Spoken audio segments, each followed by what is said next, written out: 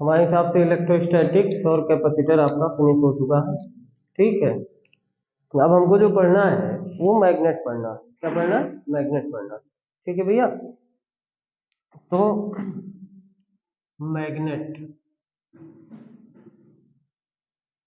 Magnet ठीक है। तो मैग्नेट वास्तविकता में मैग्नेट है क्या? मैग्नेट है क्या? तो मैग्नीशिया नामक स्थान पर एक काले भूरे रंग का पत्थर मिला था। मैग्नीशिया नामक स्थान पर एक काले भूरे रंग का पत्थर मिला था, जो कि उसमें एक क्वालिटी थी कि वो लौह युक्त धातुओं को अपनी तरफ आकर्षित करता था। ठीक है, काले भूरे रंग का पत्थर था जो लौह युक्त धातुओं को अपनी तरफ आकर्षित करता था। उसी मैग्नीशिया नामक स्थान पे उसका नाम रख दिया गया मैग्नेट। ठीक है, मैग्नीशिया नामक स्थान के कारण उसका नाम रख दिया गया मैग्नेट, और हिंदी में उसको चुंबक बोला जाता है। ठीक है, तो कोई भी चुंबक हो, कोई भी चुंबक अपने आप में एक परफेक्ट चुंबक होता है।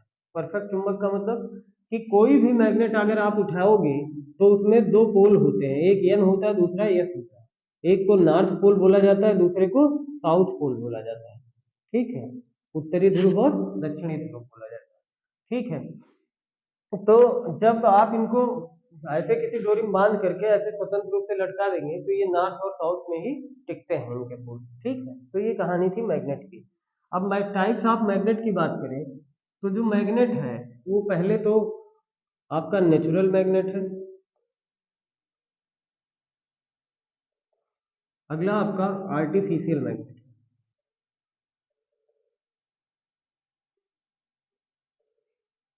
नेचुरल मैग्नेट क्या होता है, आर्टिफिशियल मैग्नेट क्या होता है? जो प्राकृतिक अवस्था में पाए जाते हैं उन्हें नेचुरल मैग्नेट बोला जाता है, और जो आपके द्वारा बनाए जाते हैं, जैसे आजकल इन्हीं का जमाना चल रहा है। ठीक है भैया, इन्हीं का जमाना चल रहा है आजकल, ये बहुत कम यूज होने लगा है इनका, तो इसे बोलते हैं आर्टिफिशियल मैग्नेट। ठीक है, तो ये कहानी थी पाए जाने के आधार पे।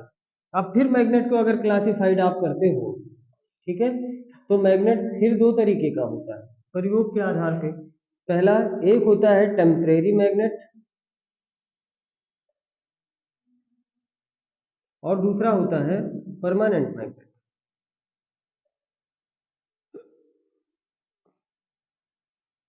टेम्परेरी मैग्नेट क्या होता है?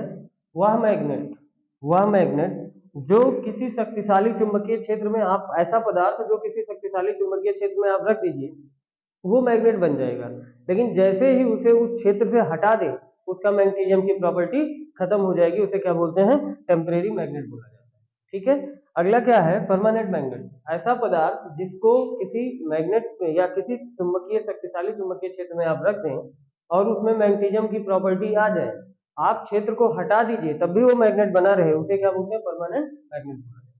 ठीक है, ये हो गया। अब तीसरा क्लासिफिकेशन आपका आता है, देखिए, चुंबकशीलता के आधार पर। तीसरा मैग्नेट आपका आएगा चुंबकशीलता के आधार पर चुंबकों का वर्गीकरण। देखिए कैसे होता है मैग्नेट, तीन तरीके का,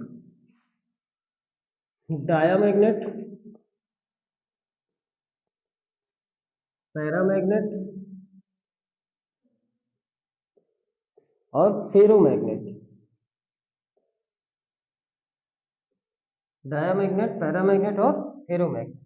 इसमें क्या होता है बेटा, जिनकी चुंबकशीलता एक से कम होती है, जिनकी चुंबकशीलता एक से कम होती है उन्हें डायामैग्नेट कहते हैं। जिनकी चुंबकशीलता एक के बराबर या स्लाइटली ग्रेटर देन एन, मतलब एक से थोड़ा सा अधिक होती है, जिनकी चुंबकशीलता एक से थोड़ा अधिक होती है, greater than, slightly greater than. ठीक है, इक्विवेलेंट या स्लाइटली ग्रेटर देन एक होती है, उनको क्या बोलते हैं? उनको बोलते हैं पैरामैग्नेट। अगले को जिनकी चुंबकशीलता एक से बहुत ज्यादा अधिक होती है, हजारों की संख्या में होती है, उनको क्या बोला जाता है? फेरोमैग्नेट बोलते हैं। तो ये तीन तरीके के मैग्नेट होते हैं, इनके एग्जांपल्स भी हैं।